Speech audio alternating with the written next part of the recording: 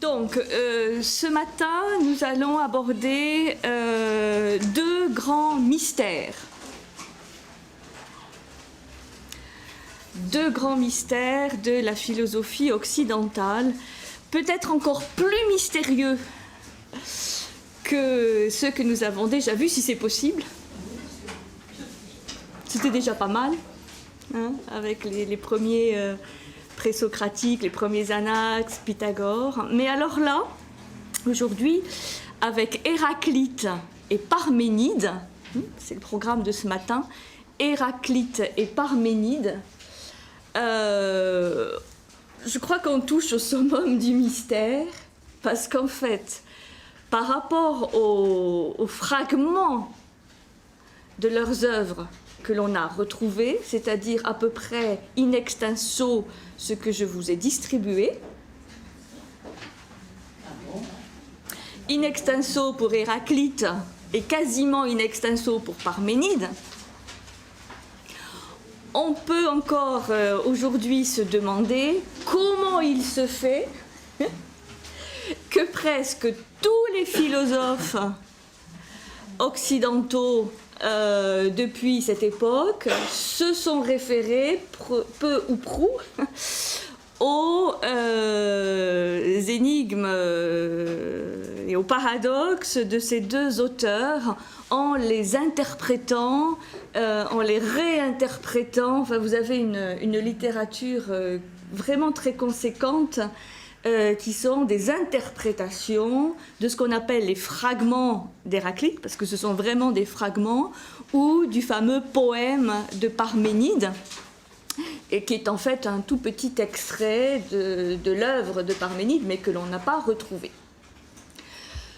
Évidemment, les philosophes de l'Antiquité, Platon, Aristote, tous les stoïciens y ont fait référence. Ça, on pourrait penser que c'est assez logique, hein, puisqu'ils étaient proches dans le temps d'Héraclite et Parménide. Mais pour les plus contemporains, comme Sartre, Nietzsche, Heidegger et bien d'autres, c'est un peu plus surprenant. Toujours est-il que, par rapport à ces deux auteurs, il va falloir être très prudent. C'est pour ça qu'aujourd'hui, j'ai choisi de vous donner les textes. Parce qu'il y a tellement d'interprétations, et d'interprétations totalement divergentes, voire contradictoires, des mêmes bouts de textes, que c'est intéressant de temps en temps de dire, bon, mais finalement, sur quoi se base-t-il, tous ces interprètes et toutes ces exégètes, sur quel morceau, sur quel tronçon, sur quel mot se base-t-il pour dire ce qu'ils disent, et pour fonder, puisque là, on est quand même par rapport à deux auteurs qui vont fonder la métaphysique occidentale, d'une manière ou d'une autre. Donc, c'est un gros morceau ce matin. Et on les a bien souvent interprétés, caricaturés, opposés. Donc ce qu'on va essayer de voir ce matin, c'est déjà d'être un peu plus prudent, hein, par rapport aux interprétations parfois un peu lapidaires, et aussi montrer que peut-être ils ne sont pas aussi opposés qu'on veut bien le dire. Pour vous résumer, Héraclite, on dit que c'est le père du mobilisme, hein, c'est-à-dire du mouvement, c'est-à-dire tout est toujours en mouvement, avec la fameuse image du fleuve, hein, que l'on va trouver dans les fragments. On va commencer par Héraclite. Héraclite, qui est surnommé Héraclite d'Éphèse. Héraclite d'Éphèse. C'est-à-dire qu'avec Héraclite, nous repartons vers les côtes ioniennes. On les avait abordées à la première séance avec Thalès et les Anax. Et puis, la semaine dernière, nous étions partis vers l'ouest, en Italie du Sud, avec Pythagore. Donc là, nous revenons vers l'est, vers les côtes ioniennes, puisque Héraclite serait natif d'Éphèse, c'est-à-dire une petite ville sur la côte ionienne, la côte turque actuelle, pas très loin de Milet, et ville évidemment à laquelle nous, les Marseillais, nous sommes très, très, très attachés. Oui, bien sûr. Mais pourquoi? Parce que nos fameux phocéens, avec Protis, beau Protis en tête, avant de partir vers l'ouest, sont allés consulter dans l'oracle de la déesse Artémis d'Éphèse. Ils auraient même embarqué avec eux une prêtresse, Aristarché, prêtresse d'Artémis, d'Éphèse. Et c'est cette Artémis que l'on peut voir en moulage au musée de la ville de Marseille, au Centre Bourse, avec ce corps très, très étrange, dont on a cru pendant très longtemps que c'était une représentation d'une déesse mère, plus ou moins avec des seins. Couverte de seins, au moins la première partie supérieure de son corps, donc allaitant, déesse mère, etc. Et en fait, aujourd'hui, grâce notamment à Pierre Hadot, et tout le monde s'accorde à penser que c'est une symbolique un petit peu différente, qu'il s'agit en fait, ce qui n'a pas grand-chose à voir a priori, d'offrandes, de testicules de taureau, qui étaient offertes à la déesse et dont il couvrait donc les statues. Pourquoi? Parce que le taureau est symbole de fécondité, fertilité, et aussi de la nature sauvage. Et Artémis d'Éphèse est la déesse de la nature à l'état sauvage. Ce qui sera beaucoup plus tard, ce qui va devenir beaucoup plus tard Diane, Diane chasseresse. Donc c'est la nature farouche, non domptée, non civilisée. Et donc c'est une représentation de la déesse nature, de la nature dans son aspect le plus originel, le plus primordial, vraiment à la source. Donc toujours est-il que lorsqu'ils ont fondé Massalia, les phocéens sont venus avec ces deux divinités tutélaires, qui sont d'ailleurs frères et sœurs jumeaux dans la mythologie grecque, Apollon et Artémis. Et on dit qu'à Massalia, les deux premiers temples qui ont été fondés au nord du Vieux-Port, sur la colline des moulins, derrière les Accoules, auraient été des temples à Apollon, l'un à Apollon et l'autre à Artémis. Donc Héraclite, comme ça, parce que c'est quand même nos origines, Héraclite est natif de cette ville d'Éphèse, et la légende lui attribue la paternité de tablettes gravées qui auraient été déposées justement dans le temple d'Artémis à Éphèse. De son œuvre, donc, dont le titre demeure inconnu, il nous reste 126 fragments. 126 fragments qui sont des phrases, qui sont même parfois des morceaux de phrases, 126 fragments jugés authentiques, donc qui ont été authentifiés, et 15 fragments qui s'ajoutent aux 126, mais qui sont jugés suspects, douteux, dont l'authenticité n'a pas été reconnue à Héraclite. Alors, les dates d'Héraclite, c'est vers 550, 480 avant Jésus-Christ. 550, 480. Ces dates, on peut les reconstituer plus ou moins, notamment grâce aux biographies de Diogène Laërce. Et si vous lisez un petit peu les fragments de Diogène Laërce, il situe toujours ce qu'il appelle l'acmé des philosophes, c'est-à-dire l'apogée. À l'époque, c'était la quarantaine. Donc il situe toujours à peu près la quarantaine de ces philosophes par rapport à des événements, soit des guerres, soit des tenues d'Olympiade, soit tel événement qui a été assez fastueux, pour pouvoir situer. C'est pour ça que, la quarantaine, Ça laisse une approximation d'une dizaine d'années, hein, donc ne prenez pas ces dates vraiment trop au pied de la lettre. Disons c'est vers 550-480 avant Jésus-Christ. Donc si ce sont ces dates, ça veut dire qu'il serait à peu près contemporain de Pythagore, contemporain aussi d'Anaximène, je cite ceux qu'on a vus jusqu'à maintenant, et il naîtrait lorsque meurt Thalès. Lorsque meurt Thalès, naîtrait Héraclite, lorsque meurt Anaximandre aussi, situé, naîtrait Héraclite. Alors Héraclite, il a été surnommé l'Obscur,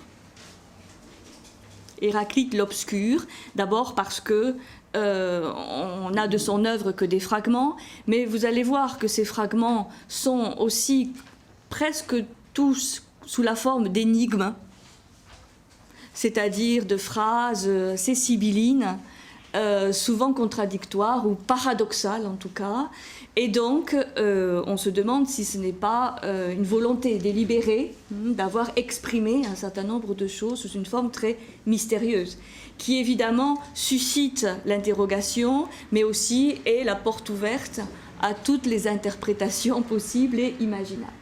Donc l'obscur, c'est un de ses surnoms, Héraclite l'Obscur, et aussi parfois le mélancolique, parce qu'on le dit parfois d'humeur un peu chagrine, et surtout ayant une vision parfois assez dure et assez négative vis-à-vis de l'homme. Tout au moins de l'homme qui n'est pas encore éveillé. Il va faire un distinguo entre les hommes éveillés et les hommes endormis. Et lui aurait la mission, quelque part, de participer à l'éveil des hommes, pour les sortir de leur torpeur et de leur ignorance.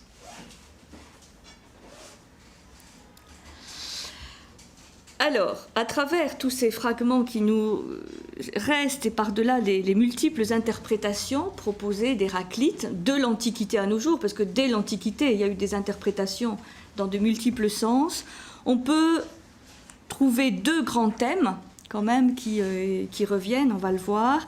La quête d'un fondement unique, la quête d'un principe unique, d'un fondement unique de l'univers et du tout. Donc en cela, il pourrait se rattacher à l'école de Milet, c'est-à-dire à ceux qu'on a vus au tout début, Thalès de Milet et aussi les Anaxes, puisque eux aussi étaient à la recherche d'un principe unique. On avait vu l'eau, vous vous rappelez, l'eau pour Thalès, l'air pour Anaximène, le nous pour Anaxagore. Donc Héraclite, sans faire partie de l'école de Milet, puisqu'il ne se reconnaît aucun maître. Ça, c'est intéressant. Un petit peu comme Thalès. Il surgit sans se reconnaître aucune filiation, aucun maître. C'est le cas d'Héraclite. Et donc, il est de nouveau à la recherche de ce qui pourrait fonder de manière unitaire l'univers. Et on va voir que, entre autres, parce que ce n'est pas le seul élément, il va désigner le feu comme l'élément fondateur de l'univers.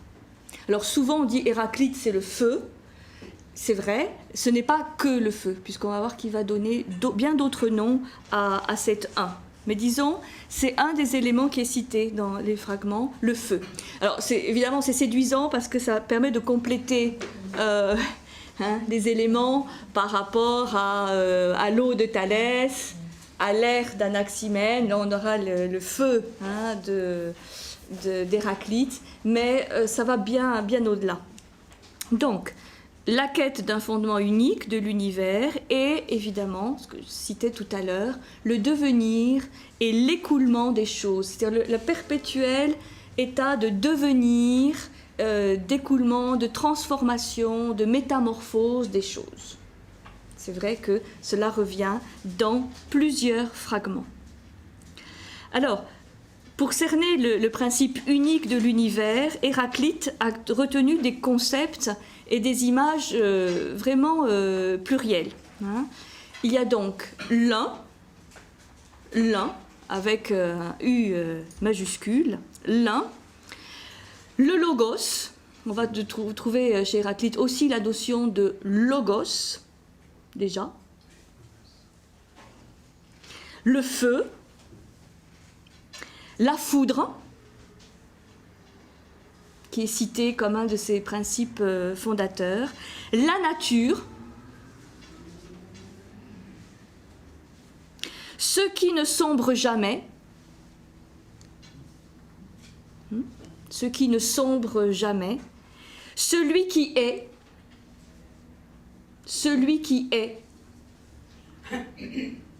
mais aussi la sagesse, la justice, l'harmonie,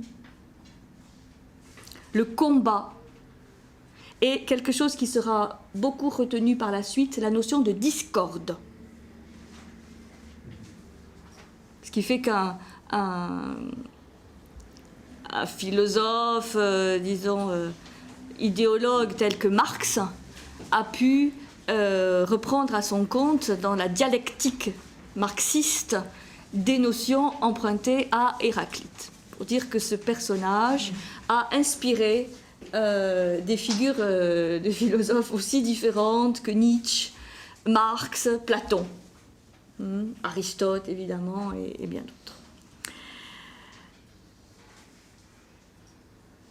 Donc, selon les interprétations, on verra en Héraclite soit un métaphysicien, et parfois même le père, le pionnier de la métaphysique, avec cette notion du un. Mais on peut le voir aussi comme un penseur de l'être, l'être avec un E majuscule, c'est ainsi que le verra Heidegger, un penseur de l'être. Vous voyez, c'est pas que le devenir, mais aussi l'ontologie, qu'est-ce que l'être, qu'est-ce que le ontos, l'être primordial. On le voit aussi en tant que philosophe de la nature, puisqu'il y a un fragment qui a été traduit par la nature aime à se cacher. C'est un des plus célèbres fragments. La nature aime à se cacher. Donc, on le dit aussi philosophe de la nature, mais on le dit aussi philosophe du logos.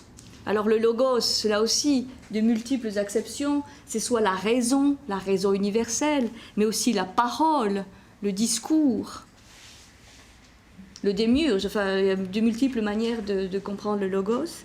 Et un penseur de la raison, si on ne voit dans le logos que le côté rationnel. Vous voyez, vous avez tout l'éventail, depuis le philosophe vraiment du mystère,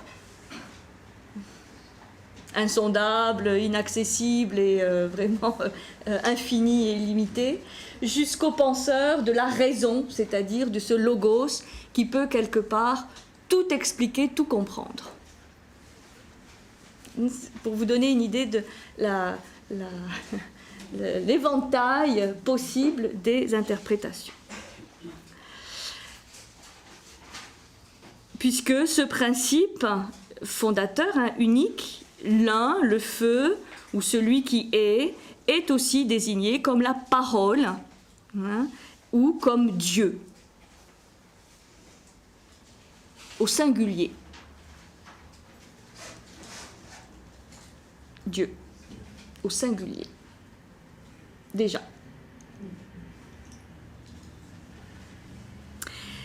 Donc, il n'y a pas chez Héraclite un devenir de l'être, mais un devenir dans l'être. C'est-à-dire qu'Héraclite n'est pas seulement le philosophe du devenir, il est aussi le philosophe de l'être. C'est pour ça que, tout à l'heure, qu'il est plus proche de Parménide qu'on veut bien le dire. Vous verrez tout à l'heure pourquoi. Mais, incontestablement, la notion d'un devenir dans l'être. C'est-à-dire, il pose le problème qui va être repris par 2500 ans de philosophie en Occident, et qui est aussi le sujet de l'Orient, qui est comment se fait-il qu'il y ait à la fois de l'être, c'est-à-dire en tant que principe unique, fondateur des choses, immuable d'une certaine manière, et après la multiplicité et le changement permanent des choses qui nous sont plus proches.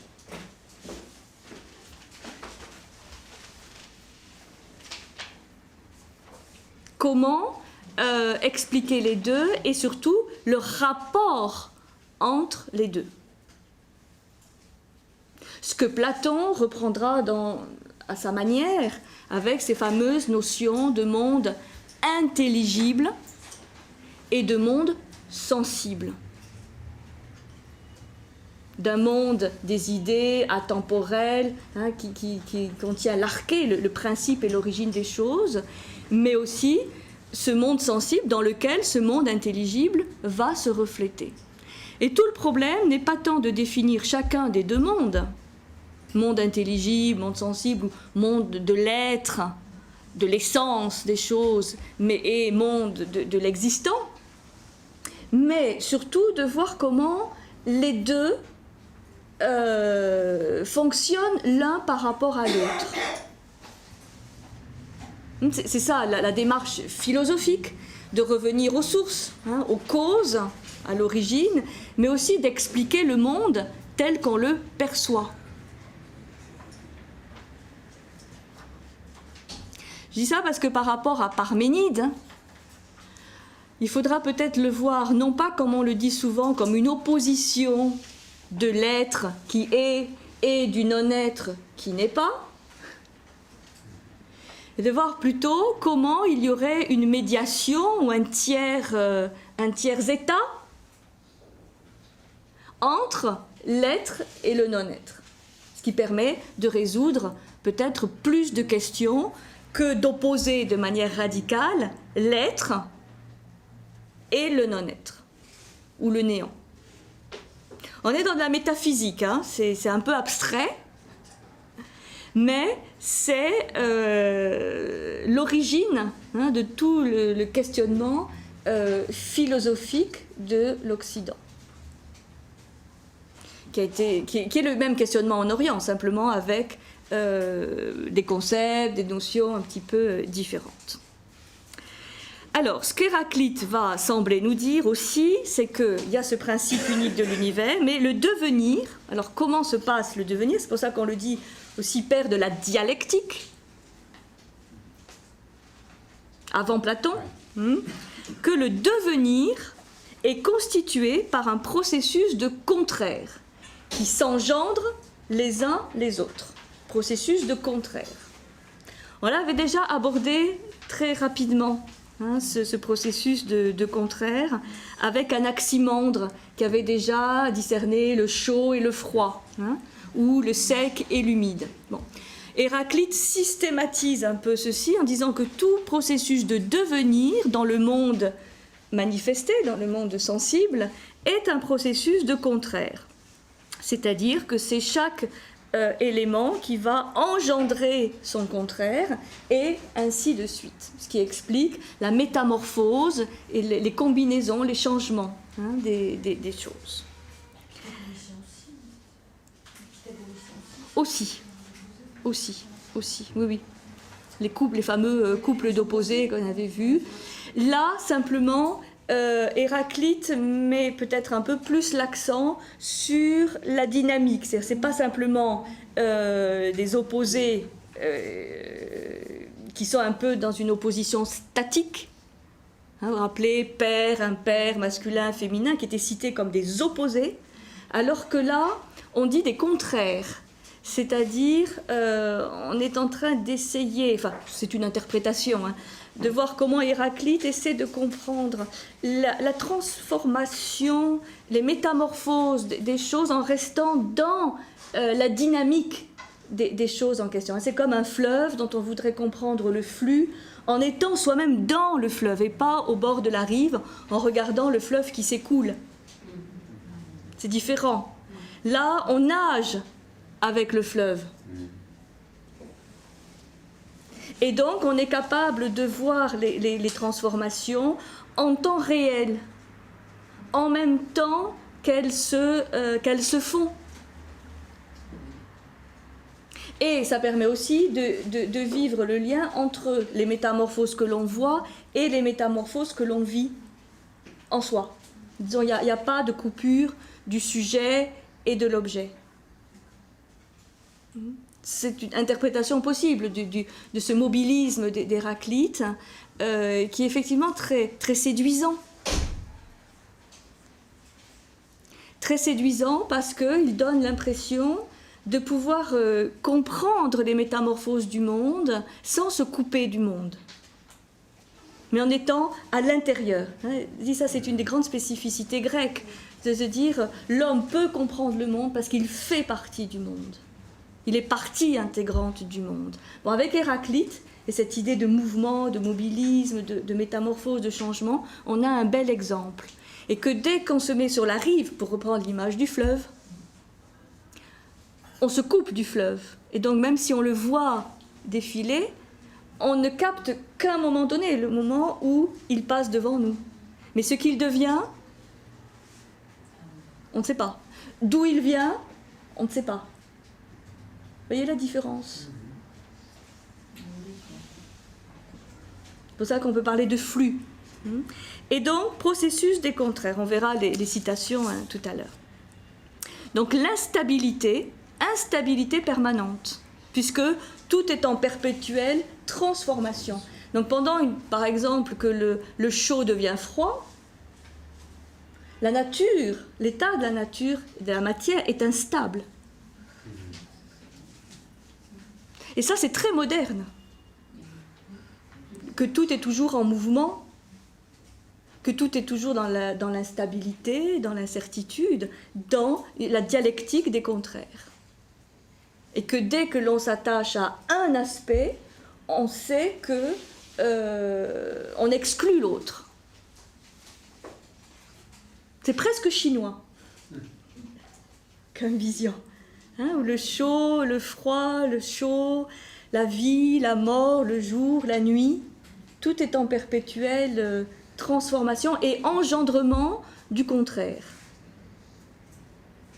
qui de ce fait n'est pas un opposé.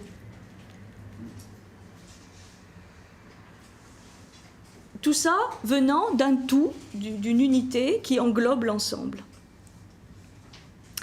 Le froid se transforme en chaud, le sec se transforme en humide, l'ombre dans la lumière et vice-versa. L'opposition des contraires est la loi qui meut le monde.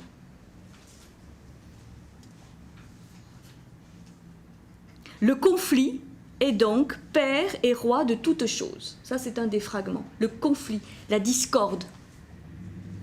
Donc, le côté dynamique du conflit et de la discorde, puisque c'est ce qui fait avancer, ce qui fait que les choses sont en mouvement et ne sont pas statiques. Le conflit anime l'univers, mais se trouve paradoxalement engendrer l'harmonie suprême, puisqu'Héraclite est quand même le père de la pensée paradoxale. Donc, le conflit amène à l'harmonie, puisqu'il y a quand même, comme tout bon grec, la notion d'une harmonie suprême. Donc, le conflit, le mouvement, nous amène à l'harmonie suprême du un. Conflit des contraires, donc jour et nuit, vie et mort, jeunesse et vieillesse, beauté et laideur, génération et destruction marchent ensemble. Génération, destruction, c'est un cycle. La division provoque la réunification. Nuit et jour, c'est un. C'est-à-dire, il y a un antagonisme, il y a un conflit des forces opposées, mais surtout une complémentarité qui permet à un certain niveau de recomposer l'unité fondamentale, l'unité perdue, l'harmonie dont ces opposés sont issus. Donc c'est très abstrait, énigmatique et sibyllin parfois, mais il touche les grands sujets de l'être hein, de l'origine, de l'unité primordiale, mais aussi du mouvement, de la dynamique, de tout ce qui est notre monde manifesté. Comme on le verra dans un fragment, le feu se transforme en mer, de la mer une moitié devient terre et l'autre souffle igné. Il va lui aussi parler de la transformation des éléments les uns dans les autres, qu'on avait déjà vu, hein, avec les principes de condensation, hein, de l'air chez Anaximène. Bon, Héraclite le trouve aussi, que quelque part le feu se transforme en air, puis en eau, puis en terre, et que la terre va redonner le feu, peut se transformer en une terre ignée, c'est-à-dire c'est pas du feu à la terre, mais on boucle le cycle en repassant de la terre au feu. Et troisième élément, donc de l'origine de la fécondité du conflit, de cette secrète harmonie des contraires, vient du fait qu'il y a une unique loi divine qui relie ces opposés, et il va l'appeler donc parfois Dieu ou Logos. Le Logos donc est à l'origine de cette harmonie et tient toutes les parties en un tout. Les âmes elles-mêmes émanent du Logos universel, et c'est pour cela que chaque être humain a une partie en lui du Logos universel. Il est petit Logos, et qu'il peut donc vivre l'harmonie avec le Logos universel, en tant que micro-Logos, ou parcelle, étincelle du Logos. Donc on retrouve cette idée qui sera largement reprise par les philosophes grecs classiques de l'être qui est vraiment un microcosme, hein, qui est vraiment un univers en miniature, et qui est régi par les mêmes lois que le grand univers. C'est pour ça que tout ce que ces philosophes écrivent sur l'univers tout entier, hein, sur le cosmos, peut être par analogie appliqué à l'homme, qui possède lui aussi du feu, de l'air, de l'eau, de la terre, et qui est soumis à cette loi des contraires et des opposés, à ce mouvement et à cette instabilité permanente. Presque les pionniers de la psychologie, par rapport à cette connaissance de l'homme. Donc en résumé, et je vous propose après de lire quelques fragments pour que vous voyez un petit peu dans quels termes ceci est dit. En résumé, il est le prophète ou le pionnier, hein, de ce qu'on appelle le mobilisme universel, c'est-à-dire que tout est toujours en mouvement. Il souligne l'opposition des contraires, mais surtout leur complémentarité. Et de cette complémentarité provient l'harmonie, qui est le fruit d'une loi divine, qui n'est autre que le logos. Après, le terme de logos, le concept de logos va avoir une postérité immense. On peut donner la paternité du concept de logos à Héraclite. Vous voyez, c'est quelqu'un quand même d'important. Alors, plongeons-nous un petit peu dans ces fragments. Là, c'est une traduction. Si, aussi. Loi divine, il parle de Dieu, de théos. Non, alors je referai à la pause, je suis désolée. Tout à l'heure, voilà, tout à l'heure j'en refais. Donc là, vous avez, c'est la traduction de Garnier-Flammarion, puisque là aussi il peut y avoir multiplicité de traductions. Des 126 fragments tels qu'on les a donc retrouvés sur ces tablettes. Alors, on ne va pas tous les lire. Il faut en garder un petit peu pour le soir avant de s'endormir.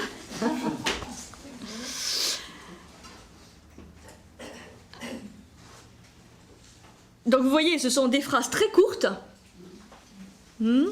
Et souvent assez déroutantes. Et parfois très énigmatiques, et parce qu'elles contiennent des contradictions, des paradoxes. Mais c'est probablement voulu. Alors, le premier, ce mot, logos. Logos, ce mot, logos. Les hommes ne le comprennent jamais. Aussi bien avant d'en avoir entendu parler qu'après.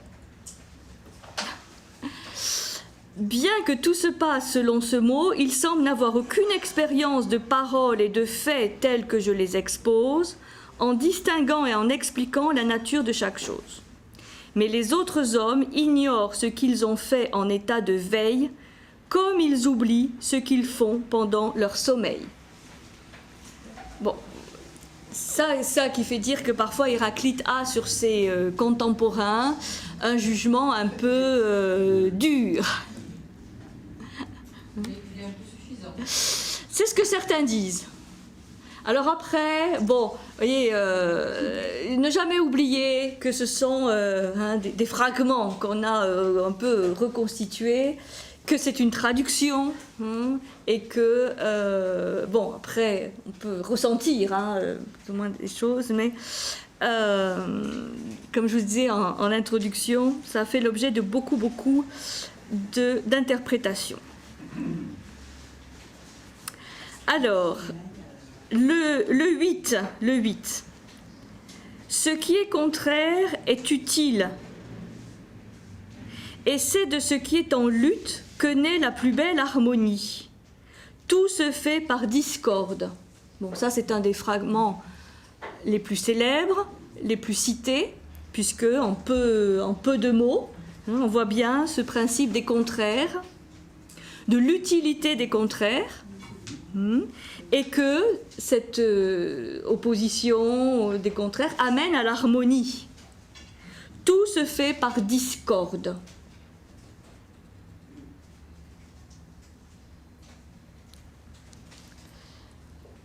Aussi, c'est appuyé par le 10.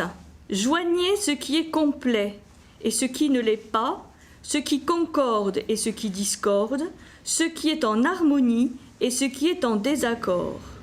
De toute chose une et d'une toute chose.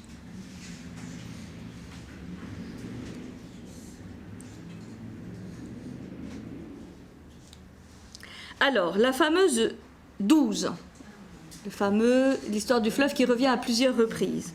Nous nous baignons et nous ne nous baignons pas dans le même fleuve. Et les âmes s'exhalent de l'humide. Bon, rien que cette phrase, nous nous baignons et nous ne nous baignons pas dans le même fleuve, c'est des milliers, de centaines de milliers de pages d'interprétation. Qu'est-ce que ça veut dire? Qu'est-ce que ça veut dire? Nous nous baignons et nous ne nous baignons pas dans le même fleuve. C'est contradictoire. Oui, ça peut être un sujet de bac ou d'autre chose. Mais, donc, vous pourrez faire une dissertation de 20 pages sur cette phrase.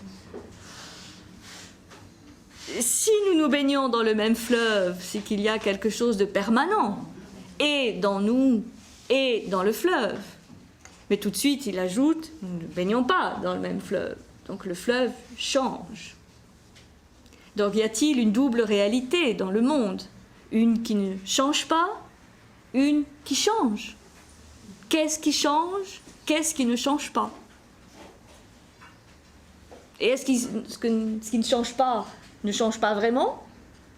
Et est-ce que ce qui change ou qui semble changer toujours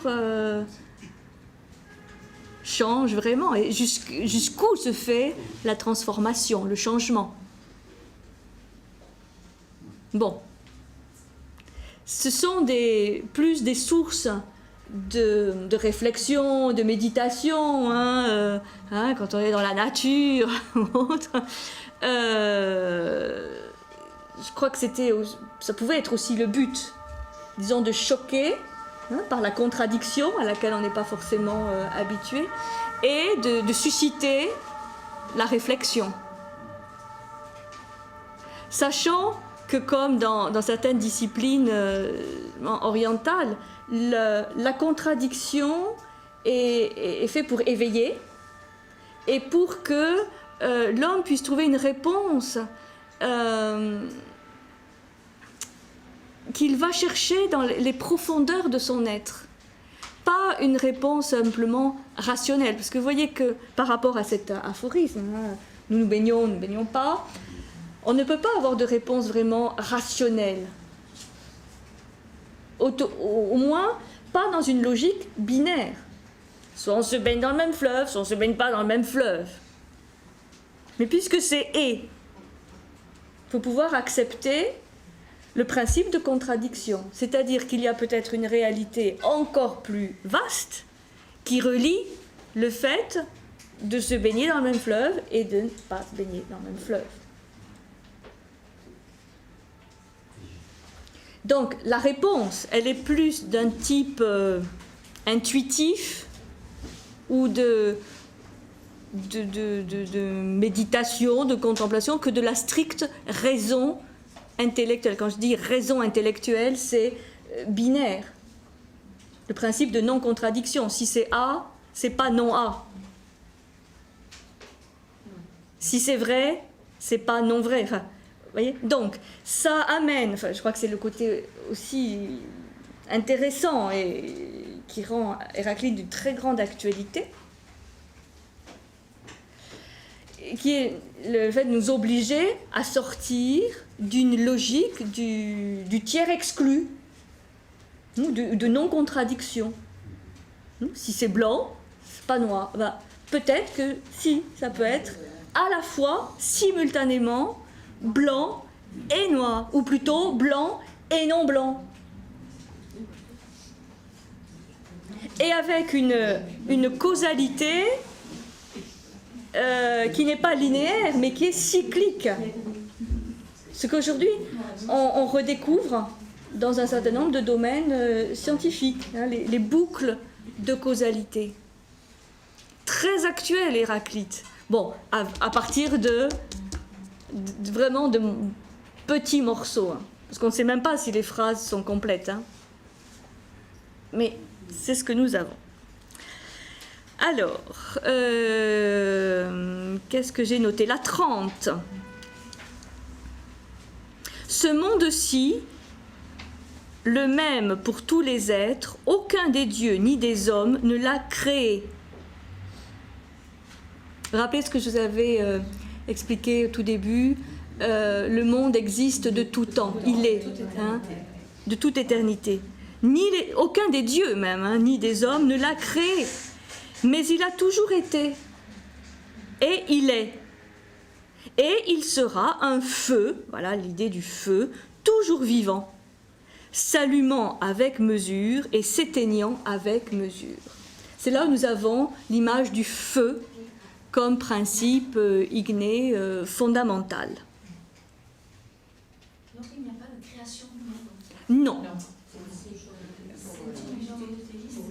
Il n'y a pas de création à proprement parler, dans le sens d'une création, enfin, avec la signification qu'on donne aujourd'hui au terme de création, qui est influencée par les religions du livre, qui est une création ex nihilo, c'est-à-dire une création à partir de rien. Il n'y avait rien, le Dieu créateur arrive et il crée l'univers.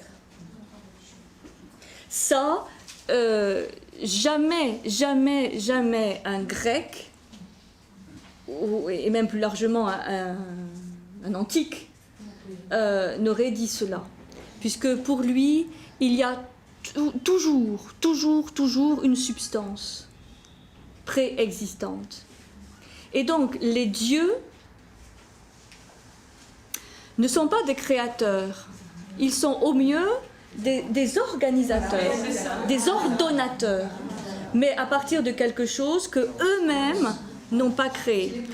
Donc, ça donne il n'y a pas de toute puissance divine, si ce n'est, oui, le chaos, enfin le chaos qui contient le théos, hein, le chaos théos, et l'idée de toute puissance, on l'a un petit peu avec les présocratiques, mais avec des principes qui sont totalement dépersonnalisés. C'est l'unité, l'être primordial, mais quelque chose dont on nous dit que c'est totalement inaccessible à nos perceptions, à notre compréhension et évidemment à nos sens, mais même à notre compréhension.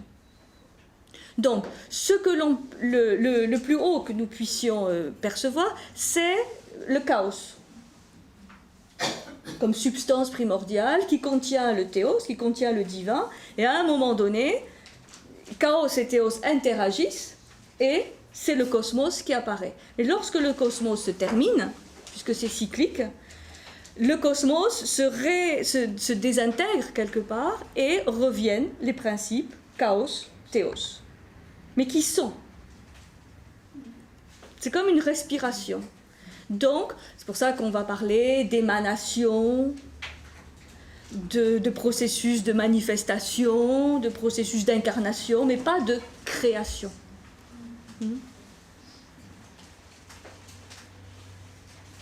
Et dans les périodes de sommeil de l'univers, ce chaos et ce théos continuent d'être. Simplement, ils n'interagissent pas entre eux. C'est le sommeil de l'univers.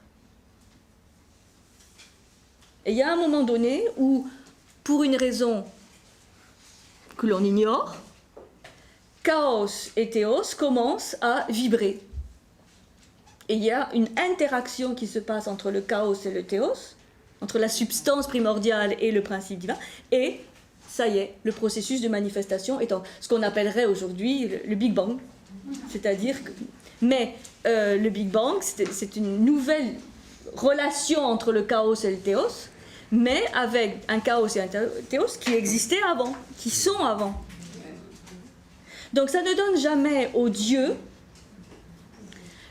la notion de toute puissance. Et surtout, ils ne sont pas anthropomorphisés non plus. Enfin, après, ils vont le devenir, mais ce sont des principes, ce sont des forces de la nature, les dieux. Si. Alors comment est-ce que se rencontraient ces deux univers? On va dire, de manière un peu schématique, qu'il y a la religion populaire, dont Héraclite parle à un moment donné. À un moment donné, il parle de Dionysos, puisque lui va critiquer un certain nombre de ces cultes, justement, qu'il considère bons pour le peuple. Mais qu'avec un certain degré de réflexion un petit peu plus subtil, plus métaphysique, on peut se passer de ces dieux pour atteindre, disons, la vision de l'un et de ces principes métaphysiques qui sont là. Donc, toujours coexistent les deux systèmes, un système plus métaphysique, plus abstrait, plus ésotérique, on va dire, dans le sens de caché. Pas que c'est caché, mais parce que c'est plus profond à l'intérieur, et les cultes exotériques qui permettent quand même de pouvoir faire des offrandes. Parce qu'on peut imaginer les Grecs faisant des offrandes à Hermès, à Dionysos, à Apollon, à Artémis, mais faire une offrande à l'un, c'est plus difficile.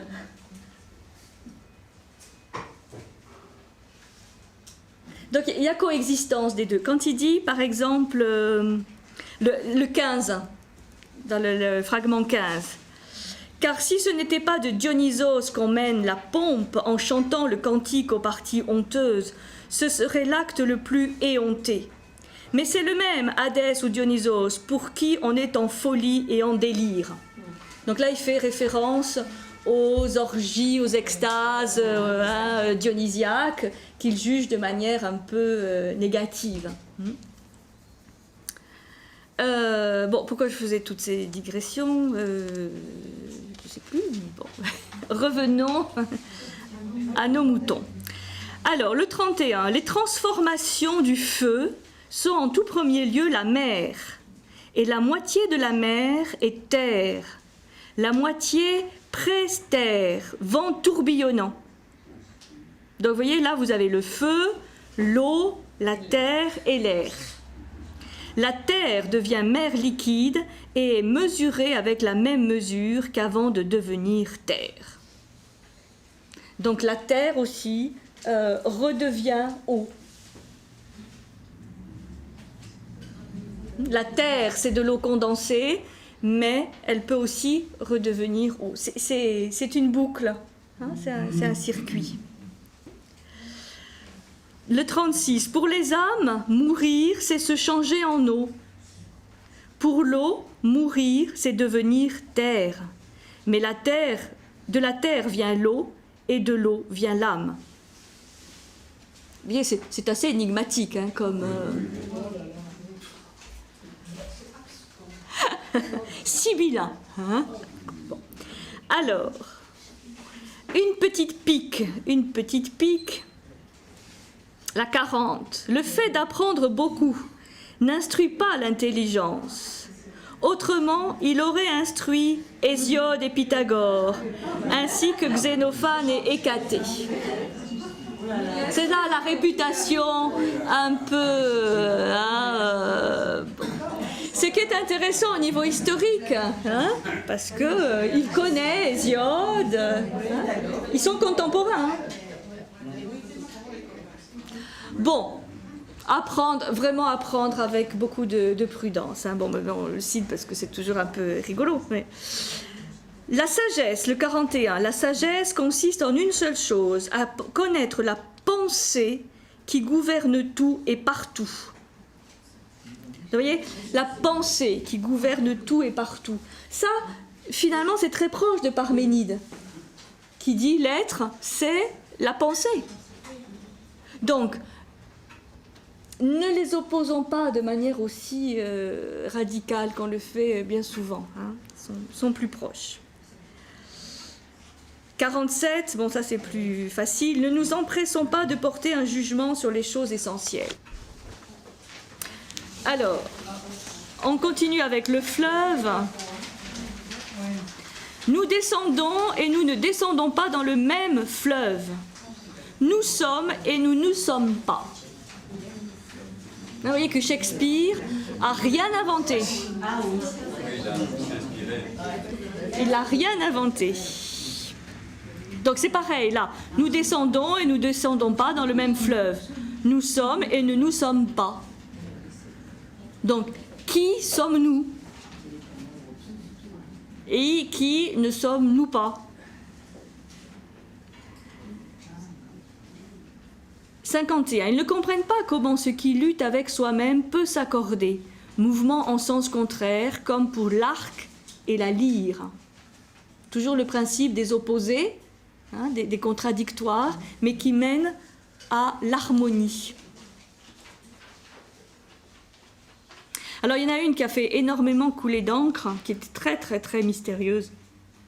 C'est la 52. Le temps est un enfant qui joue au tric-trac. Royauté d'un enfant.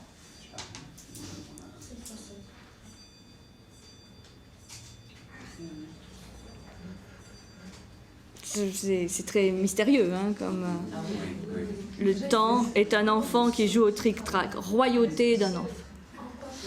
Le tric-trac, c'est un jeu, comment dire, si avec des dés, des pions qu'on a. Non, c'est plus un jeu comme un jeu de dames ou un jeu d'échecs. Enfin, ça se joue sur une. Alors, de hasard, de réflexion, plus de stratégie, de tactique. Hein.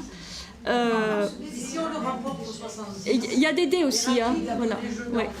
les pensées des hommes. Donc déjà, ça éclaire un petit peu. Comment le... Si on le rapporte au 70, Héraclite appelle les jeux d'enfants les pensées des hommes. Ça éclaire un petit peu Cette analogie de la guerre. Ça peut. Ça peut. Ça peut. La 50... Bon, vous voyez après, c'est vrai que ça donne aussi beaucoup d'images postérieures de Dieu qui joue au dé. Et donc, il y a dans l'univers toute une part de hasard, hein, et de la fameuse nécessité. Alors, la guerre, 53. La guerre est le père de toutes choses et le roi de toutes choses. De quelques-uns, elle a fait des dieux, de quelques-uns, des hommes. Des uns, des esclaves, des autres, des hommes libres.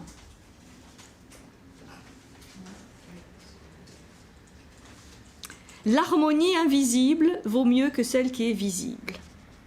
Bon. La 64. La foudre gouverne l'univers. C'est là où on a la notion du feu sous la forme de la foudre qui gouverne l'univers, donc qui est le principe ultime de l'univers. Il y en a une qui est très belle, très mystérieuse aussi, la 62. Immortel, mortel. Mortel, immortel. Notre vie est la mort des premiers et leur vie, notre mort. C'est le cycle de la vie. Oui. Mortalité, immortalité, le cycle de la vie. Qu'est-ce qui meurt quand nous naissons? Qu'est-ce qui naît quand nous mourons? Vous voyez, c'est très court, très dense, mais profond. La 76, le feu vit la mort de la terre et l'air vit la mort du feu, l'eau vit la mort de l'air et la terre celle de l'eau. C'est très beau, cette expression de la mort d'un élément qui engendre le suivant. Donc la vie vient de la mort. La mort, oui. C'est comme l'image du grain de blé, oui, bien sûr. L'esprit, alors le 78, l'esprit de l'homme n'a pas de pensée, mais celui de Dieu en a. Il faut savoir que la guerre est commune, la justice discorde, que tout se fait et se détruit par discorde. Alors la fameuse 91, on ne peut pas descendre deux fois dans le même fleuve. Celle-là, elle est très très connue.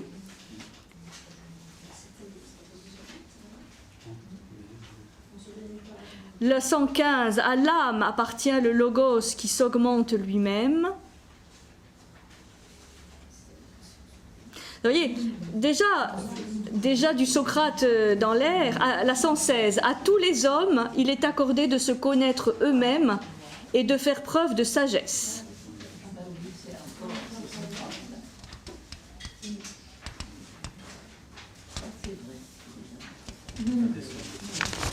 La 123, alors la 123 elle est très très célèbre. La nature aime à se dérober à nos yeux, qui est parfois traduit par la nature aime à se cacher. Bon, c'est une petite nuance. Et la 126, le froid devient chaud, le chaud froid, l'humide sec et le sec humide.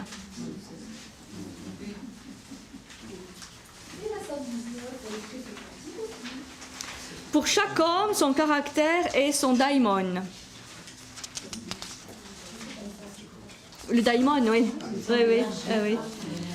Oh, c'est plus que l'énergie, le daimon. C'est le souffle, c'est l'âme, c'est la petite voix spirituelle aussi. C'est ce que nous avons traduit par démon. Mais en fait, le daimon, hein, c'est pas le démon. Hein. Il faut accepter que ça se contredit, qu'il y ait des contradictions, soit voulues, soit du fait que c'est fragmentaire et qu'on n'a peut-être pas bien recollé les morceaux. Mais, disons, moi je suis plus sur une interprétation qui reste extrêmement prudente. Hein, et en acceptant qu'il y ait des choses qui se contredisent. Soit parce que c'était vraiment voulu, parce que c'est une technique. Que de se placer devant des contradictions. Je ne sais pas si vous vous rappelez ce qu'on trouve notamment dans le bouddhisme sous la forme des koans. Les koans, ce sont des énigmes qui sont proposées aux disciples justement pour lui faire court-circuiter le mental rationnel et qu'il aille chercher des réponses dans autre chose que son intellect. Donc c'est une technique. Oui, bien sûr. Là, c'était les oracles qui s'expriment sous forme de sentences énigmatiques. C'est pour ça que l'oracle, effectivement, ne donne pas de réponse claire, nette, mais une source de réflexion. Et surtout, on voit, c'est l'acceptation de la contradiction. Parce que si la vie est contradiction, il faut pouvoir, si on veut être vivant, assumer les contradictions. Les accepter, disons, déjà intellectuellement, mais surtout les assumer profondément. C'est là où il fait le distinguo entre les hommes libres, les esclaves, ce que va reprendre Nietzsche de grande manière, mais entre les hommes qui sommeillent et les hommes éveillés. C'est ceux qui sont dans la vie ou ceux qui sont dans la mort. En étant vivant, hein. Je comprenais. Mais parce que justement, il y a toute une partie du vivant qu'ils mettent de côté, par peur de ne pas pouvoir le comprendre ou l'intégrer. Enfin, c'est comme ça que je pense intéressant de le comprendre. On peut le comprendre d'une autre manière. Mais... Donc, oui, le cercle humide, oui, tout ça coexiste. Et le 46, là, la vue et le tromperie, donc c'est... Oui, bien sûr. La présomption, la vue, une tromperie, oui. Tant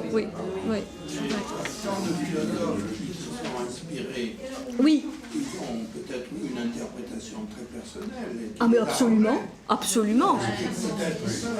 Ah mais oui. Quand même Nietzsche, lui, à partir de Socrate, il est plus d'accord. Oui. Mais c'est pour ça que Nietzsche va revenir au présocratique.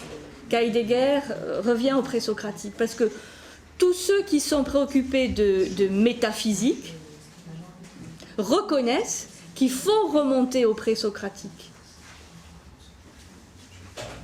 Parce qu'il est vrai que Socrate, c'était un génie, mais il va faire basculer beaucoup plus la philosophie sur le côté éthique, individuel, le connais-toi toi-même, hein, et le côté politique. Disons, le microcosme, pour parler, le microcosme et le mésocosme. Le monde intermédiaire, le monde de la police, le monde politique. Et Platon, Aristote, la suite, vont aussi mettre l'accent quand même énormément sur l'individu et le lien entre l'individu et le collectif. Mais le côté métaphysique, bon, on va le trouver chez Platon, dans le Timée, dans un certain nombre de dialogues. Mais c'est plus l'urgence, parce que le système politique est en telle décomposition, il y a de tels problèmes, il y a urgence à ce moment-là, de régler les problèmes politiques, les problèmes de corruption, les problèmes de justice, etc. Platon, il est obsédé par le problème de la justice. Et donc, la préoccupation métaphysique passe en deuxième plan. Donc, nos philosophes contemporains comme Nietzsche, Heidegger, qui sont des métaphysiciens, ils redécouvrent les présocratiques. C'est pour ça qu'aujourd'hui, on reparle, parce qu'ils avaient oublié les présocratiques, largement.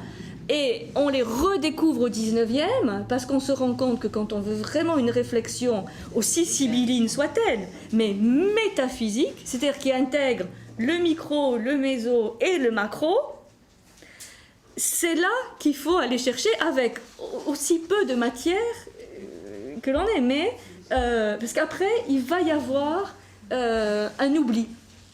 Alors, Platon est une charnière. Lui va encore parler des idées, des principes, mais la plupart de ses dialogues, c'est quand même des interrogations sur le juste, sur la piété, sur le beau, c'est-à-dire comment bien vivre en société et comment bien se conduire en tant qu'individu, l'éthique. Mais les questionnements métaphysiques, on les a dans quelques dialogues, comme le Parménide justement ou le Timée. Mais ce n'est pas la majorité des discours. C'est pour ça qu'on a ce retour. Alors qu'après, Nietzsche et son interprétation des présocratiques, qu'il attaque Socrate, c'est le problème de Nietzsche. Heidegger, chacun va avoir son éclairage, bien entendu, en fonction de ce qu'il semble intéressant. Des interprétations personnelles, oui, enfin, mais qui vont ensuite créer des courants, quoi. Mais c'est vrai que Heidegger qui redécouvre l'être et qui va en faire, c'est énorme, c'est une relecture complète d'Héraclite par ces philosophes. Et Marx, pareil, et Sartre, n'en parlons pas, avec l'être et le néant. C'est les mêmes interrogations. Mais ça engendre une réalité. Ça engendre une réalité métaphysique quand même, mais de citer, ça engendre une réalité, la réalité de la vie. Oui. Oui, bien sûr. Nous abandonnons Héraclite et nous passons à ceux qu'on appelle les Éléates. Les Éléates, parce qu'ils sont à Élé.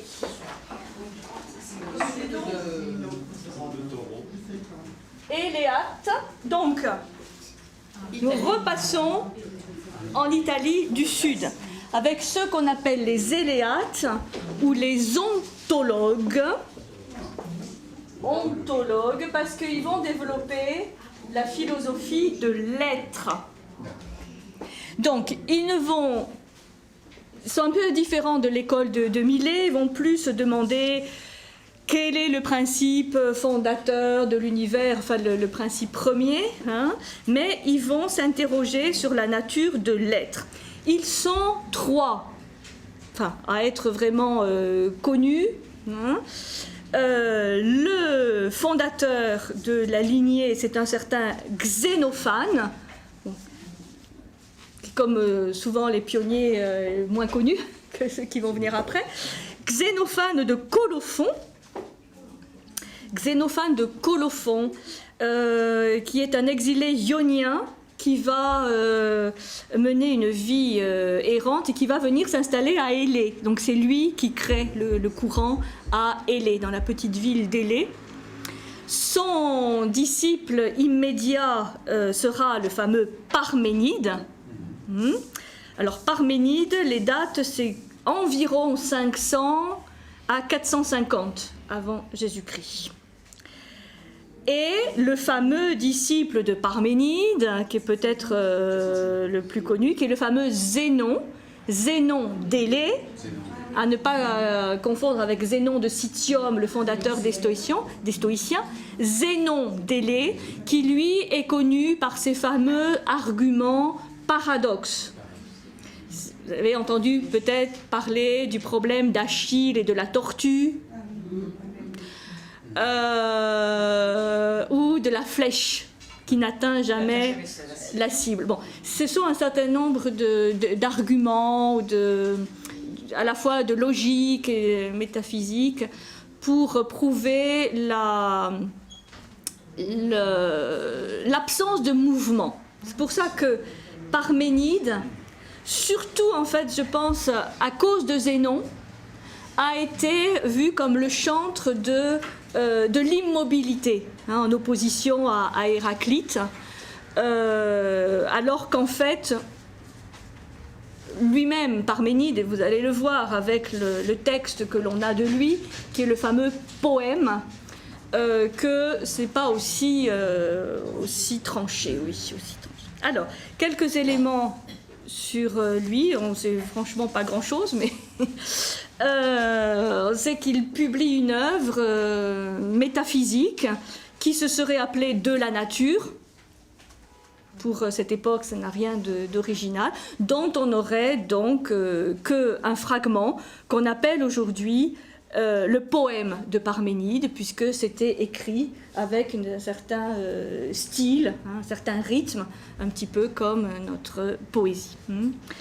Alors, le poème de Parménide a été rapporté par des auteurs comme Platon, Aristote, Clément d'Alexandrie, Proclus, enfin bien, tous les philosophes antiques y ont fait référence, et on a quelques éléments de la biographie de Parménide par le fameux Diogène Laërce. Alors, on peut résumer, tant que ce soit possible, mais résumer Parménide en disant que pour Parménide, l'étoffe du réel, c'est-à-dire le réel, la substance du réel, c'est l'être immobile, éternel, inengendré, qui seul possède la vérité.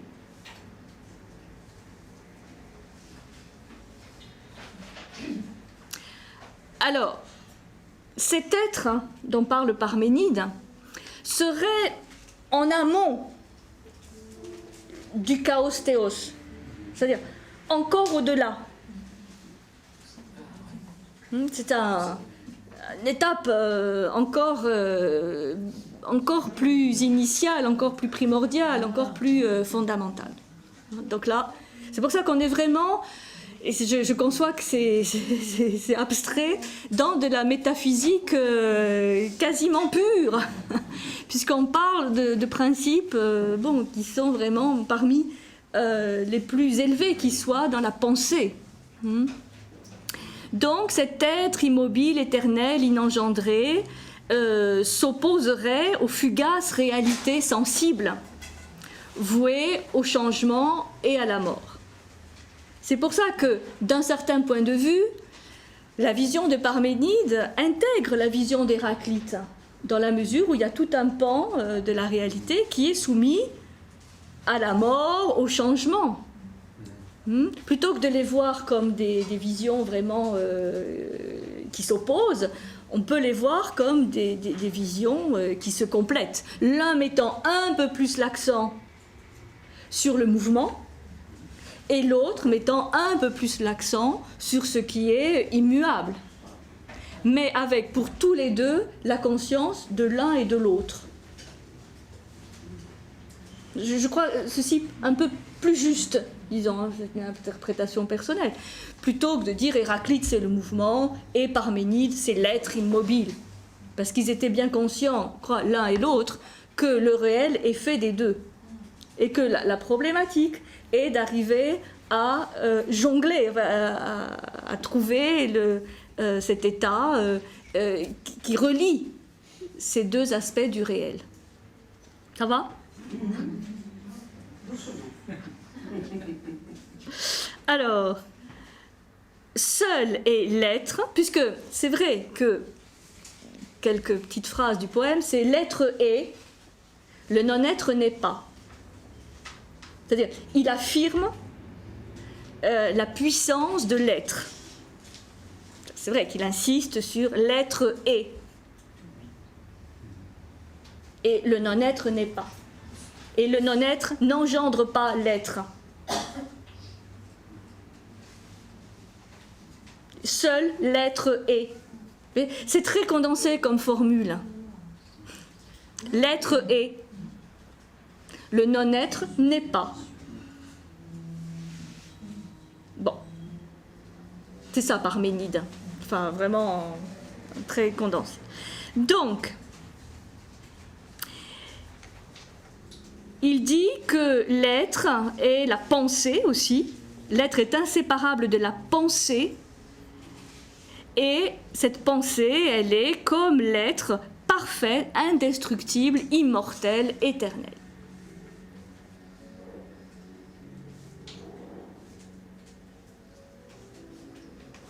Alors, ce poème de Parménide, il est quand même très intéressant à lire.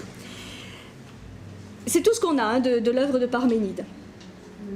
Là, je vous ai mis, ce que je vous ai donné là, c'est la moitié du poème. Je ne vous ai pas mis l'intégralité parce que à peu près la moitié de ce que l'on a. Pour Héraclite, c'est tout ce que l'on a. Pour le poème, c'est la moitié. Je vous ai mis qu'une partie où il traite justement du il est. Ce poème se subdivise en 3 parties. Il est au verso.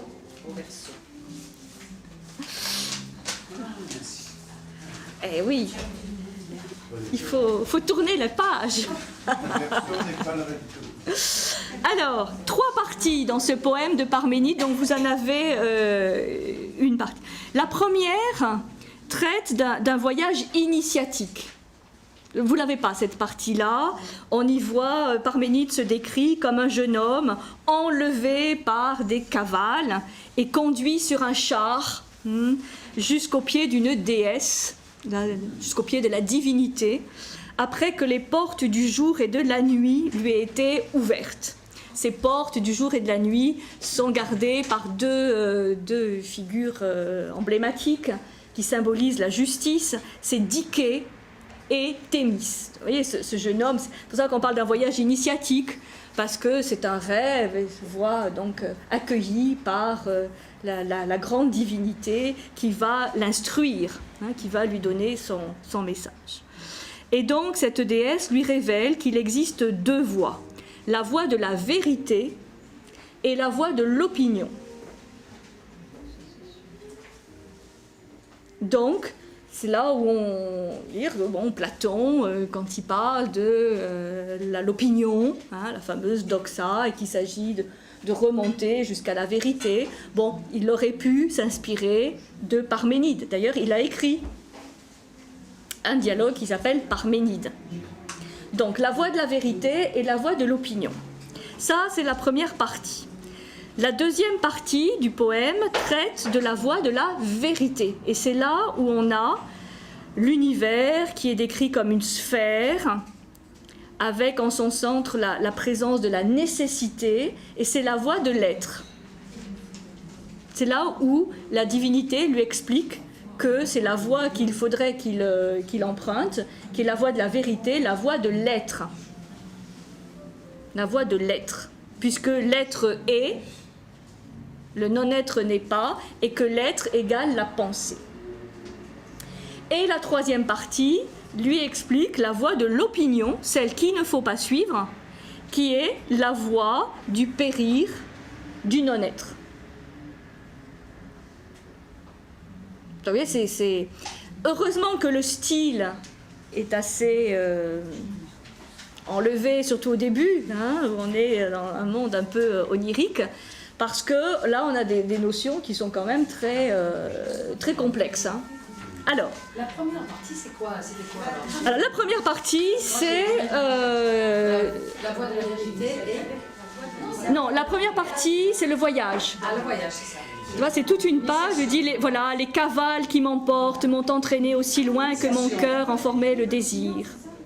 C'est l'initiation. Il est accueilli par la déesse. Les portes de Dikée et Thémis s'ouvrent, il est accueilli par la déesse, et la déesse lui révèle les 2 voies. C'est pour ça qu'on parle de voyage initiatique, parce qu'elle va lui baliser le chemin en disant, voilà, prends cette voie, qu'elle explique donc dans la deuxième partie, et évite la voie de l'opinion, qui est la voie de l'ignorance, du non-être, c'est-à-dire de la négation de l'être. Alors, parfois, mais ça c'est vraiment très complexe, la notion de non-être est traduite par néant. Ce qui, dans notre imaginaire, fait référence à d'autres choses.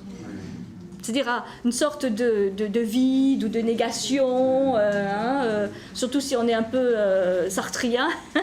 Néant, c'est quand même un peu l'angoisse existentielle, où c'est un peu vertigineux, où vraiment le sol se dérobe sous nos pieds. Le non-être, c'est pas ça. Il y a plusieurs manières de comprendre le non-être.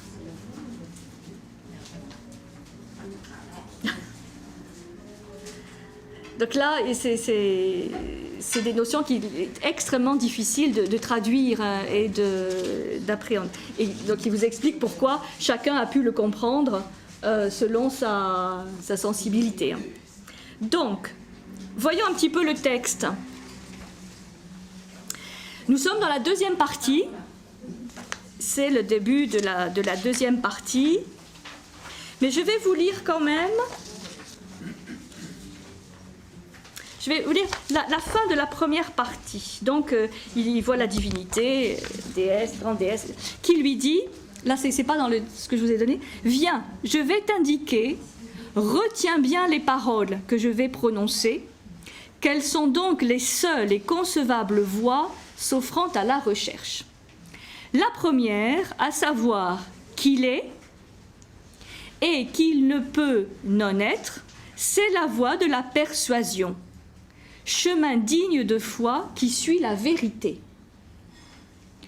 La seconde, à savoir qu'il n'est pas et qu'il est nécessaire au surplus qu'existe le non-être, c'est là, je te l'assure, un sentier incertain et même inexplorable. En effet, le non-être, entre parenthèses, lui qui ne mène à rien, demeure inconnaissable et reste inexprimable.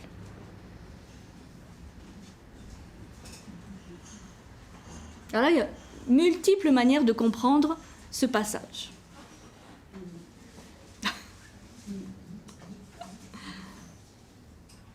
On peut le comprendre comme s'il disait, bon, le non-être englobe l'être, c'est-à-dire le non-être est à l'origine de tout, et du non-être surgit l'être.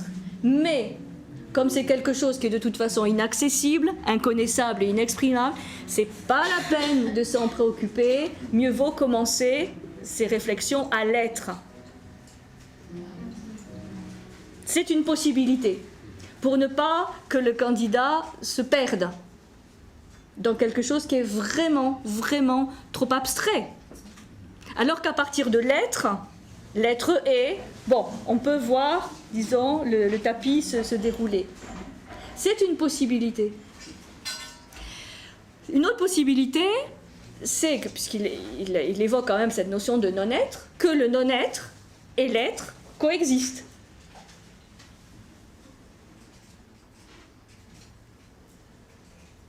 Et qu'il y a peut-être aussi des éléments de jonction entre l'être et le non-être.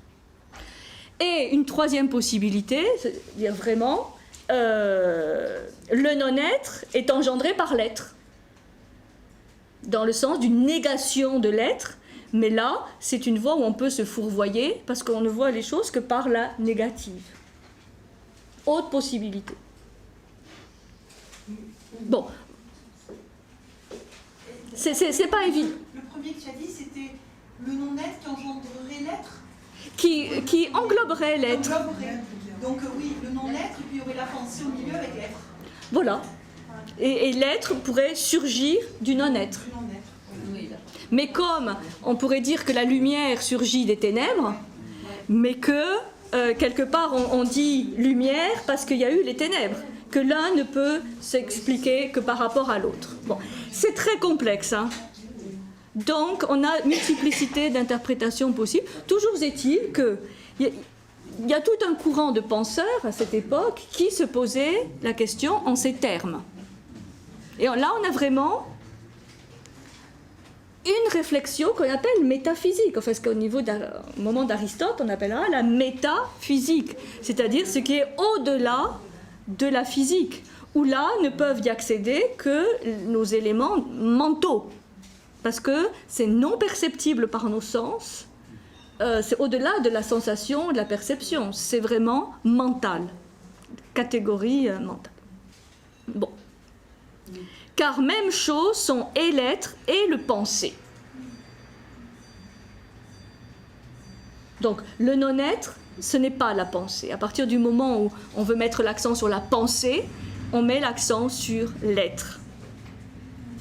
Mais je crois qu'il faut se méfier des visions non-être égale néant, parce que la notion de néant, dans le sens de vide, n'existe pas dans la pensée grecque. Et même totalement opposée à leur vision du monde. Bon, ça c'était donc la petite introduction. Alors après, elle continue là. Tout ça c'est l'initiation donc de Parménide par la déesse. Là c'est un peu comme dans le banquet de Platon, où Socrate est initié par diotime à l'amour. C'est toujours un message qui vient d'une divinité. Donc c'est un message qui apprend dans toute sa complexité et ses contradictions, puisque les dieux s'expriment de manière complexe. Mais il ne reste plus à présent, donc il dit voilà, maintenant moi je te conseille de prendre la voie de la vérité et pas la voie de l'opinion. La voie de la vérité. Il ne reste plus à présent qu'une voie dont on puisse parler. C'est celle du « il est ». Sur cette voie, il est de fort nombreux repères, indiquant qu'échappant à la génération, il est en même temps exempt de destruction. Donc l'être, dont parle Parménide, est au-delà de la notion de génération-destruction. Au-delà.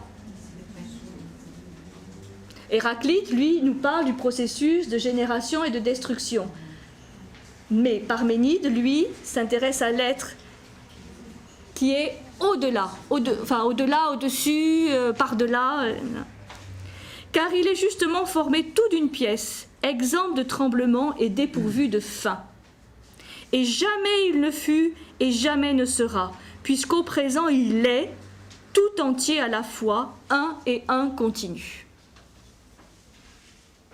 Donc il n'est même pas dans le passé, il n'est pas dans le futur, il est, c'est un présent, mais un présent, l'éternel présent, oui, un présent riche d'identité. Car comment pourrait-on origine quelconque assigner au « il est » ? Comment s'accroîtrait-il et d'où s'accroîtrait-il ? Je t'interdis de dire ou même de penser que le « il est » pourrait provenir du non-être. Vous voyez ? Elle l'interdit, mais bon. Car on ne peut pas dire ou penser qu'il n'est pas. Quelle nécessité l'aurait poussé à être, ou plus tard ou plus tôt, si c'était le néant qu'il avait pour principe ? C'est toutes les questions de l'être, du non-être, d'où vient l'être, qu'est-ce que le non-être, et pourquoi y a-t-il quelque chose plutôt que rien. Bon, c'est des questions que de temps en temps on a quand on a des insomnies, qu'on a fait un trop bon repas, donc des petits cauchemars. Donc... Bon, et qu'en général, dans nos journées, on oublie parce que c'est assez vertigineux. Torturé. C'est les grandes questions métaphysiques que quelque part on n'a pas résolues, qu'on ne résoudra peut-être jamais. Ce qui est intéressant, c'est, comme on le disait tout à l'heure, c'est aussi de le comparer aux grands questionnements. Alors on peut appeler ça des angoisses existentielles, mais des questionnements existentiels tels que l'on voit dans les philosophies de l'Orient, qui ont les mêmes questionnements et qui répondent avec une subtilité, une richesse de notions, même bien plus vaste que ce que nous avons ici. Comme s'il vraiment il connaissait encore plus dans la subtilité et le détail, comment tout ceci se passe. Donc, c'est vraiment des fondamentaux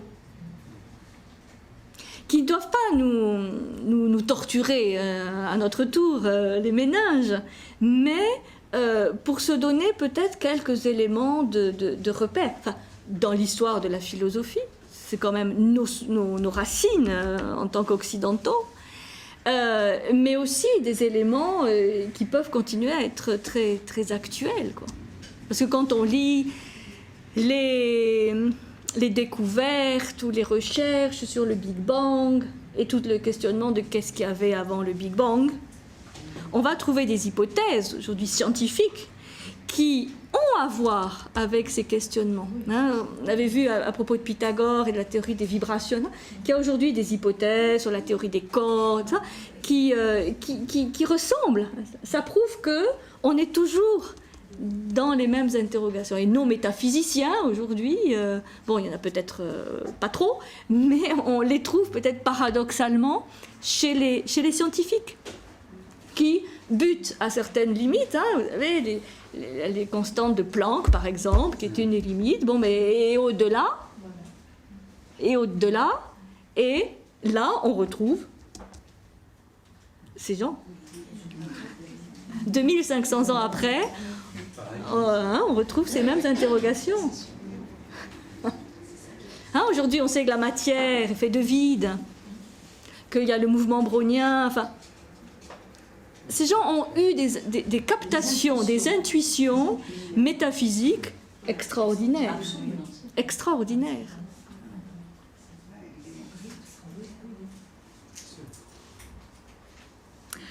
Aussi, faut-il admettre qu'il est absolument ou qu'il n'est pas du tout?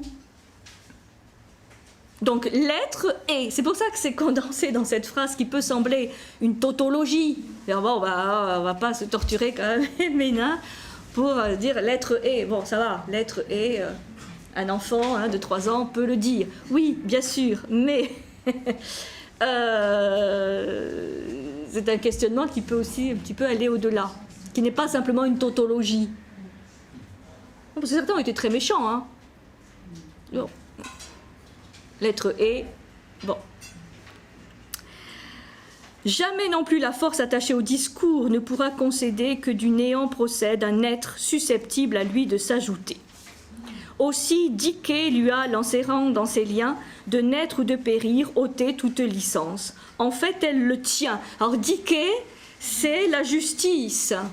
Il y a cette notion de justice ou d'harmonie qui tient à l'être. Donc, même cet être, ça qui est, même cet être dont on ne peut rien dire, est soumis à Dike. La justice, la notion de justice ou d'harmonie.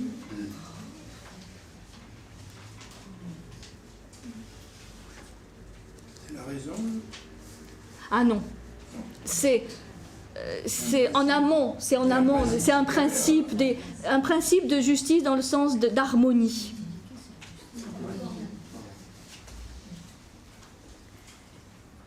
Dike, Thémis, c'est deux aspects de la justice. Justice divine, justice humaine, mais c'est la notion de justice, à laquelle sera tellement sensible Platon, qui lui va passer sa vie à la recherche de la justice, comprendre qu'est-ce que c'est que la justice. Bon.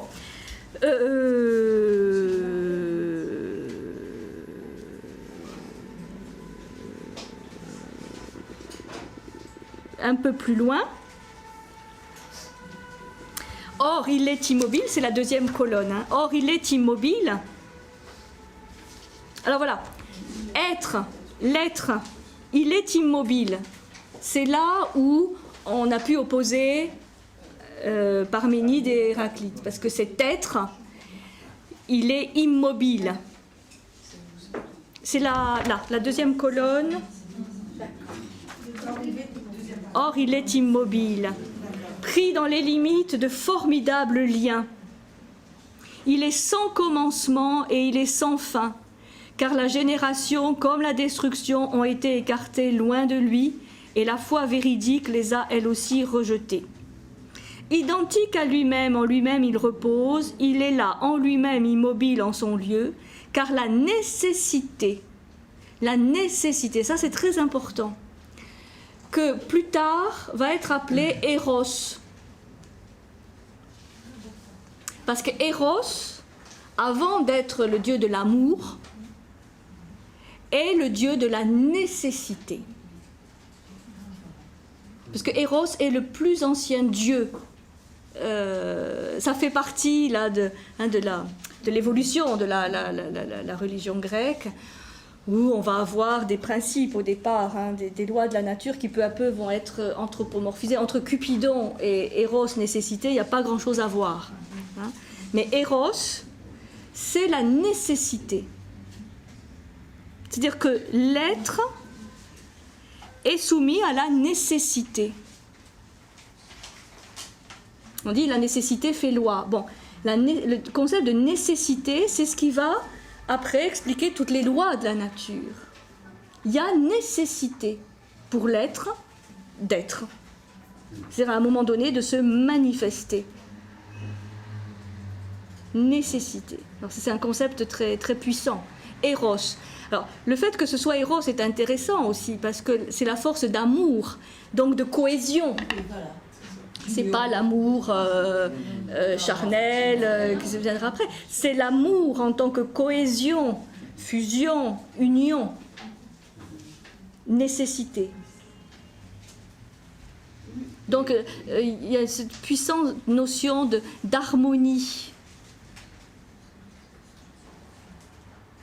par laquelle on peut tout à fait intégrer la notion d'Héraclite, que cette harmonie ne pourra être rejointe que par la discorde et le conflit. C'est pourquoi la sentence a été décrétée que l'être ne saurait se dispenser de fin. Il ne manque de rien en effet. À rebours, en n'étant pas de tout, il serait dépourvu. Or, le penser est identique à ce en vue de quoi une pensée singulière se forme. Ah, c'est assez complexe. Mais... On chercherait en vain le penser sans son être, en qui il est un être à l'état proféré. C'est là où on a la notion de pensée, d'association entre l'être et le penser, et la pensée. Alors, oui, c'est pas facile, ça c'est sûr, mais... Alors, la fin, le dernier paragraphe. Désormais, apprends donc l'opinion des mortels, en ouvrant ton oreille à l'ordre harmonieux du discours composé pour ton enchantement. Mais on voit même avec la traduction un peu le rythme lyrique et poétique. Hein. Bon, vous imaginez ce que ça pouvait être en grec. C'est pour ça qu'on l'appelle le poème, parce qu'il y a un rythme stylistique.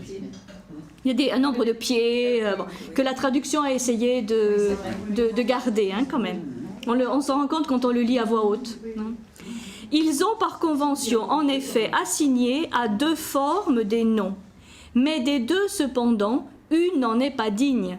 Et c'est bien en cela qu'ils se sont fourvoyés. Ce qu'il explique, c'est que c'est la voie de l'opinion, c'est que la plupart des mortels se sont fourvoyés parce qu'ils ont pris la mauvaise voie, ils ont pris la voie du non-être. Et pas de l'être. Et donc, ils sont demeurés dans l'ignorance et, comme dirait Héraclite, dans l'esclavage. Pas parce qu'ils sont enchaînés, mais ils sont enchaînés, disons de manière plus subtile, par l'ignorance. Ils se sont trompés de chemin. Ils se sont fourvoyés car ils ont estimé contraires leurs aspects et leur ont assigné des signes qui fondaient leur distinction mutuelle.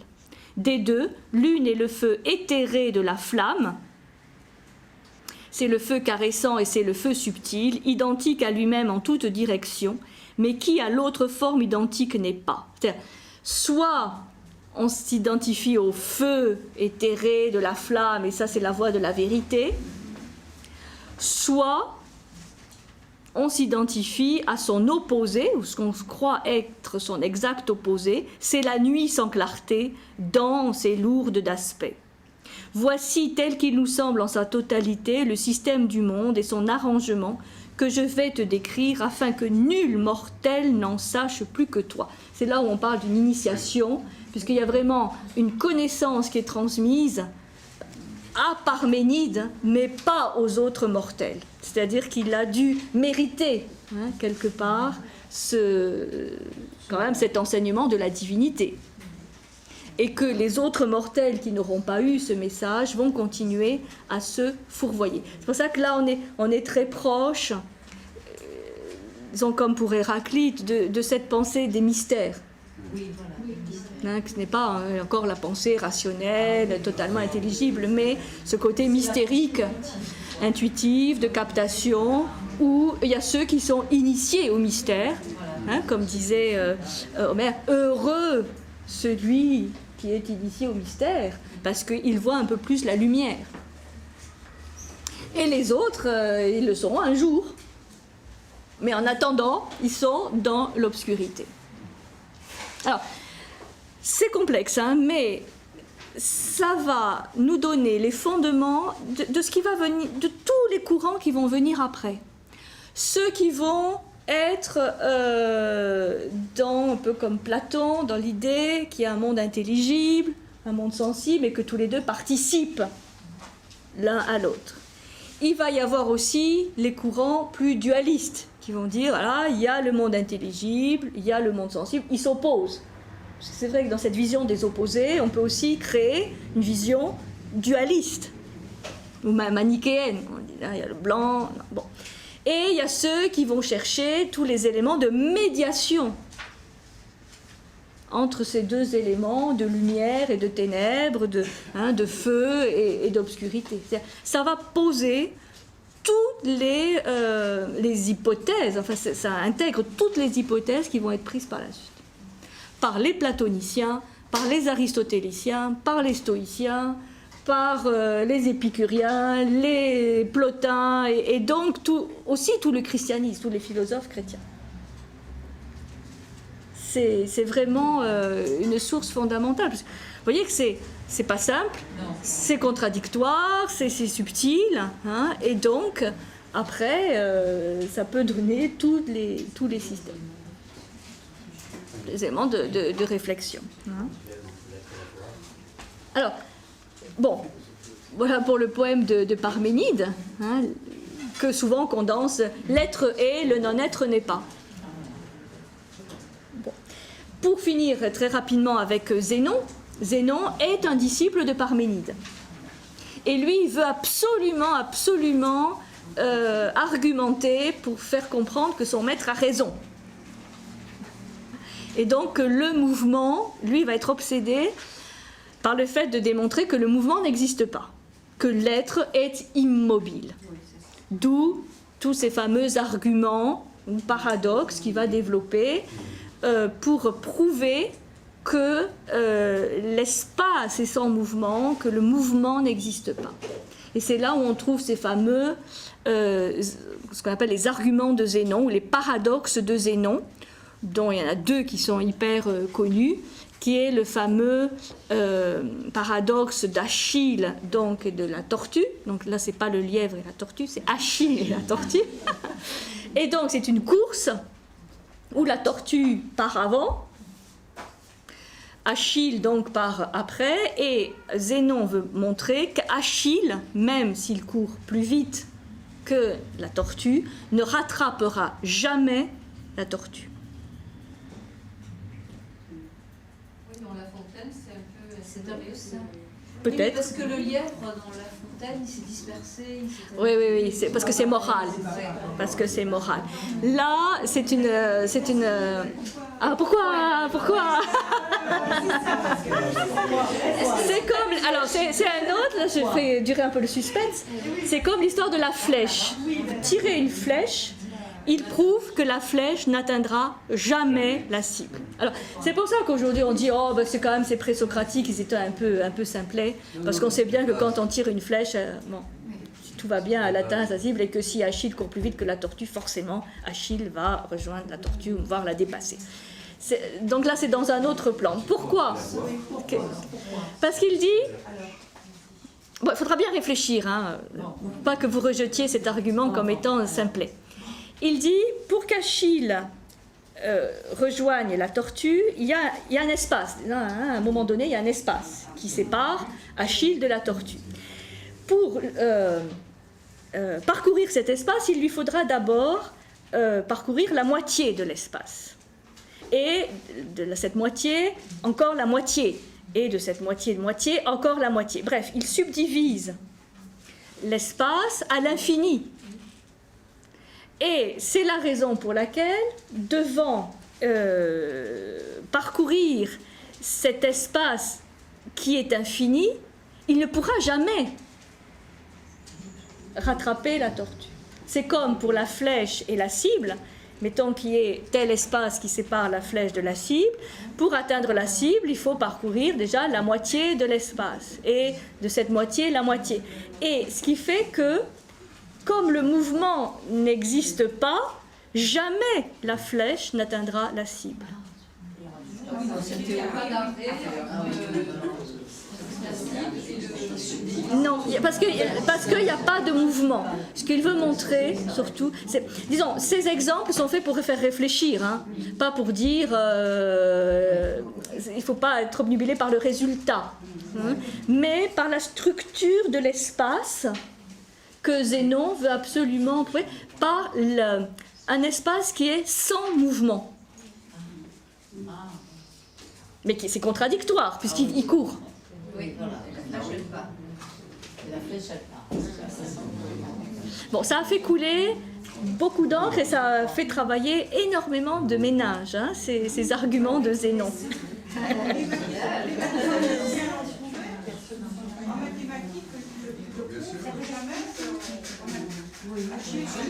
Oui, parce que cela dépend de l'espace, des hypothèses qu'on fait sur l'espace. Ça vous laisse perplexe, hein? C'était le but. Je vous explique. Zénon nie purement et simplement le mouvement. C'est-à-dire, la flèche qui vole dans l'air, en fait, est au repos. Pour aller de A à B, elle doit d'abord parcourir la moitié de AB, puis la moitié de la distance restante, et ainsi de suite, afin qu'il lui reste toujours la moitié d'une moitié de distance à parcourir. Ah oui, c'est une question de... On peut morceler l'espace à l'infini, et de cette divisibilité infinie de l'espace, Zénon tire la conséquence que le mouvement n'existe pas.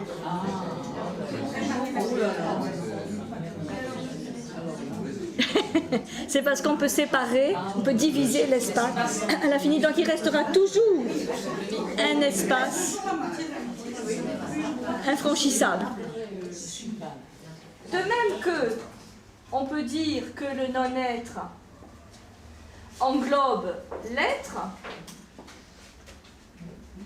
enfin comme tout à l'heure, une hypothèse, on peut dire que l'immobilité, mais vraiment qui est pris comme principe métaphysique, ce qui est le cas de Zénon, parce que c'est intègre le mouvement. Mais on est dans un autre plan. C'est-à-dire, là, on est au summum. C'est le plan quantique. Oui. Et après, on peut avoir être et non-être et toute la dialectique dont Héraclite va parler. Et là, c'est pareil, on peut avoir le mouvement et le non-mouvement, ou disons plutôt l'inertie. L'inertie qui n'est pas l'immobilité. Hein, quelque chose qui est en mouvement. Ah, c'est une force. Il y a une boule de billard, hein, qui est en mouvement et puis qui perd, hein, et qui arrive à un état d'inertie. C'est différent de l'immobilité. On l'a tiré de l'immobilité par le mouvement, et le mouvement s'épuise dans l'inertie. C'est pour ça que là, il dit l'espace est absolument immobile. Il n'y a pas de mouvement dans l'espace. Ça dépend de quel espace on parle. Mais si on est dans le niveau métaphysique, il y a effectivement immobilité qui donne naissance au mouvement et à l'inertie. Comme le non-être peut donner naissance à l'être et au non-être. Mais là, ce n'est pas le même non-être que celui-là. C'est-à-dire que tout est vrai, mais dans des plans différents. C'est pour ça que c'est dommage de se bagarrer.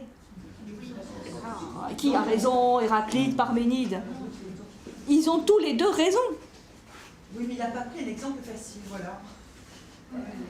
On peut le comprendre quand tu l'expliques là, sans l'exemple, ça se comprend beaucoup mieux. Oui, parce que le paradoxe, c'est ce qu'Achille et la tortue, voilà. Évidemment, on les imagine dans notre espace. Bien sûr, tu imagines Achille appuyé sur un arbre, on va entendre la tortue, donc tu as du mal. Voilà, voilà, voilà. Voilà. Mais c'est pour ça que c'était comme des énigmes, hein, des arguments comme des énigmes, pour obliger à dire, bon, mais s'il a raison, on part à l'envers. S'il a raison, si Achille ne rattrapera jamais la tortue, c'est qu'est-ce que ça veut dire? C'est pas de dire c'est idiot, évidemment c'est bien qu'Achille va dépasser la tortue. Non, si Zénon a raison, si Parménide a raison, qu'est-ce que ça veut dire? voyez?